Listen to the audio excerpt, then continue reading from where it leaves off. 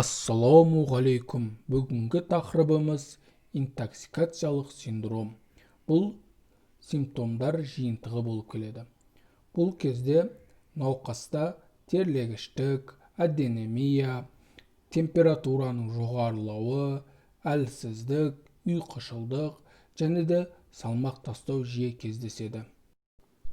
Бұл синдромды патологиялық үрдістің типіне байланысты инфекциялық, яғни вирус, бактерияға байланысты, гормоналды жүйенің бұзылысына байланысты, тағамдық және де некроздан кейінгі интоксикация деп бөліп қарастыруымызға болады. Интоксикациялық синдромның клиникалық көрінісі аурудың себебіне байланысты. Мысалы, пневмония кезінде кеуде қуысының ауырсынуы және де альвеолярлардың ісіну нәтижесінде ентігу сипаты. Немесе холера кезінде диарея, ботулизм кезінде миастенияның көрінуі.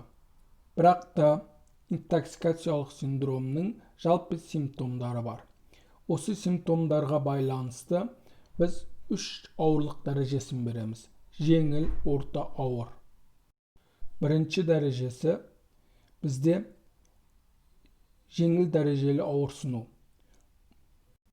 Тыныс алудың жиілігі минутына 24-ке дейін, өкпенің сырылдары және де артериялық гипотензия, тахикардия, систолалық шу естілуі мүмкін.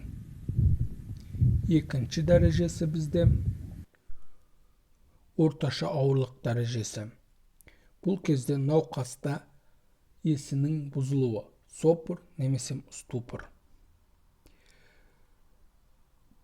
Қалтырау. Бұлшықеттердің ауырсынуы, тыныс жеткіліксіздігі және де судорогалардың пайда болуы, тәбеттің төмендеуі, артериялық қысымның төмендеуі, ұйқының бұзылысы болуы мүмкін. Үшінші дәрежесі ауыр дәрежелі. Бұл кезде науқас комаға түседі. Бауыр, бүйрек жеткіліксіздігі,